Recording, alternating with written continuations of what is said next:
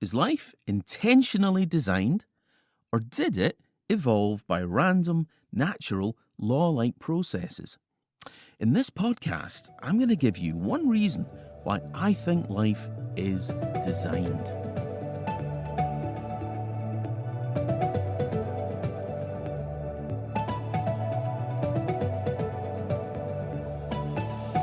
So, the thing is, the design of life is a tricky subject to consider.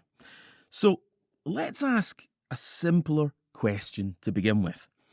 In our general experience of life, where do designed things come from? Imagine that you're watching a movie or listening to a song or reading a new book. Where do these types of things come from? Well, they start as an idea in the mind of a writer or a musician or a filmmaker. We could say that the authored, composed or filmed things are designed, and they always start life in someone's mind. So what about those minds? Here's a question you might never have asked. How do we really know that other minds exist? Is it even possible to be absolutely sure that other minds exist?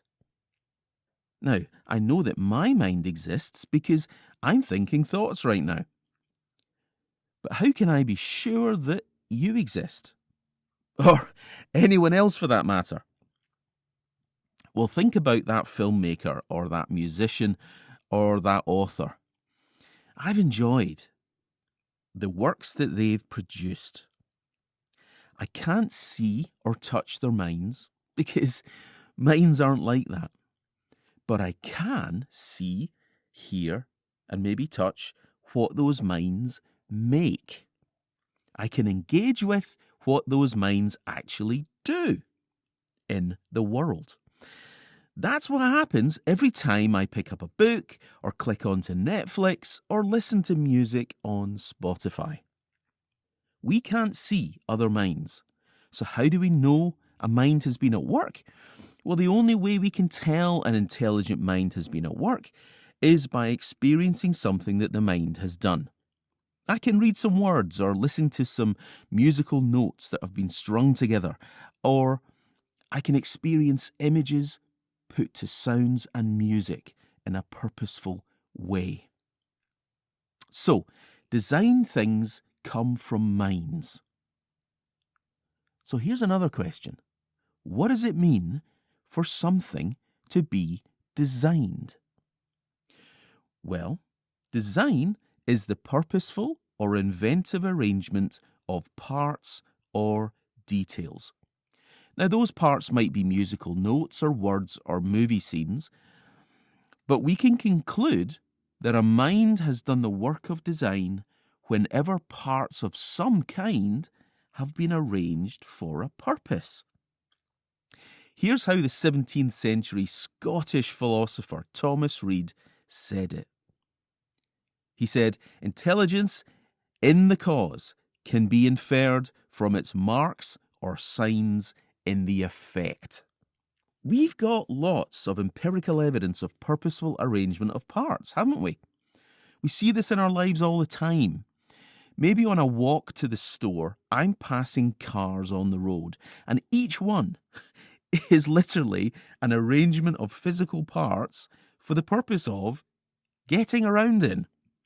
Even though other human minds are invisible and I can't see them, this evidence of arranged parts is what I use to recognize the existence and the work of the intelligent minds that designed and built those cars. Now, for a very long time, most people looked at nature and saw it as the effect that pointed to the activity of a divine mind. For example, in the Old Testament, we read King David's words, "I will praise you, for I am fearfully and wonderfully made." Now, how did David know he was made or designed? Well, probably because of the amazing things he could do, like writing a song, or playing the lyre, or throwing a spear, and so on. Centuries later, in the 3rd century BC, Aristotle was one of the founding fathers of the science of biology. He's actually a founding father of many things. Aristotle studied crazy-sounding things like the egg-laying habits of the octopus. But this led him to point the way toward the disciplines of science that exist today. He basically said this: if you want to understand how nature works, you have to go and look at what it does. In other words, study the parts and work to understand the purpose that they exist to fulfill. Later, in the 2nd century AD, the philosopher and physician Galen followed Aristotle's lead and studied nature up close. He dissected the animals he studied, and he concluded that the human body is the result of a supremely intelligent and powerful divine craftsman. Isn't that interesting? Galen thought the human body was the result of intelligent design. Many centuries later, in the 17th century, Anton van Leeuwenhoek, the Dutch father of microbiology, designed the first single-lens microscope, and he delved deeper than ever before into the arrangement of biological parts, seeing bacteria and protozoa for the first time. This was his reaction. From all of these observations, we discern most plainly the incomprehensible perfection, the exact order, and inscrutable providential care with which the most wise Creator and Lord of the universe had formed the bodies of the animalcules. What's an animalcule? Well, it's a tiny animal. It's the word he used to describe bacteria and other things. Fast forward now to the early 19th century, and the renowned professor of medicine, Charles Singer, realised that as he looked at biology, this pointed to something much, much bigger. The infinite complexity of living things thus revealed was as philosophically disturbing as the ordered majesty of the astronomical world which Galileo had unveiled to the previous generation, though it took far longer for its implications to sink into men's minds. Matthias Schleiden delved deeper still, discovering for the first time the world of the biological cell. He realized that living beings are composed of tiny organisms called cells, and he decided that the origin of life question could be boiled down to another question. Where did these cells come from?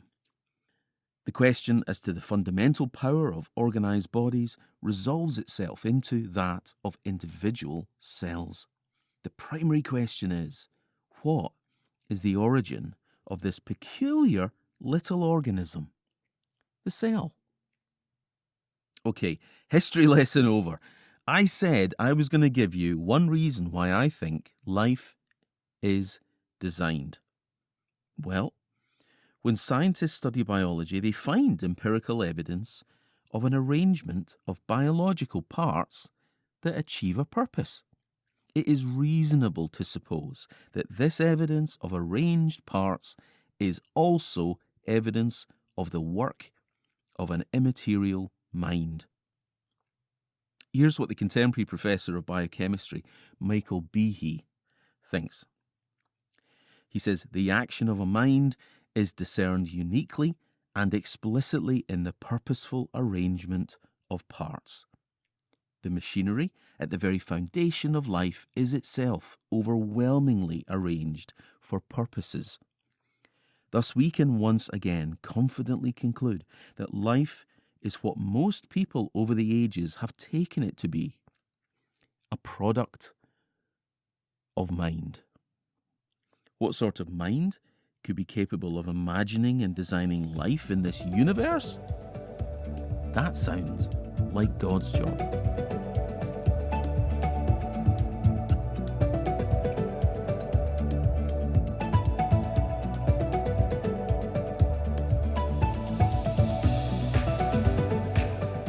Here's a thought for this podcast.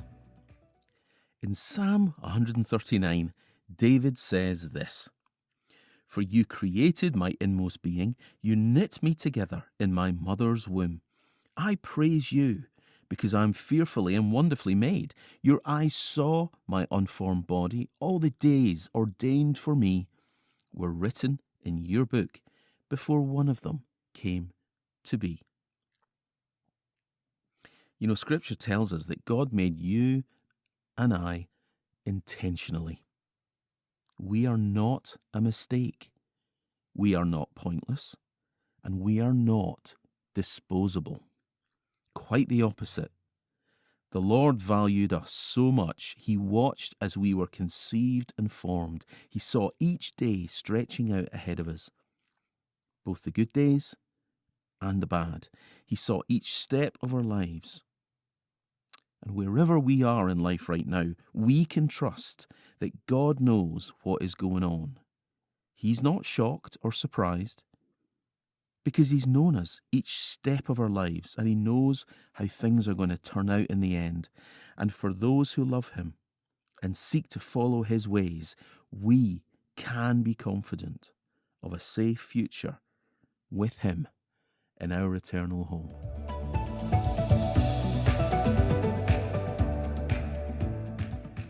You know, I think that the scientific evidence of arranged parts in biology is a great reason to suppose the work of God's mind in the design of life. And, you know, in the past, this was how people generally thought about things.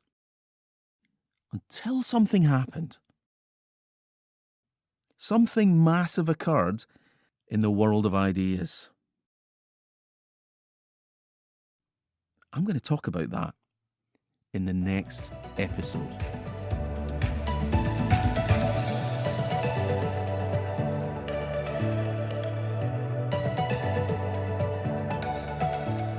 This podcast is based on the lecture Relentless Science, Fathomless Design, given by Dr. Michael Behe to the Christian Scientific Society on 15th November 2021. It's part of a series of lectures entitled 5 Decades of Faith, Science, Interaction, a tribute to Bob Newman. You can stream Dr. Behe's lecture from the apologetics.com Vimeo channel.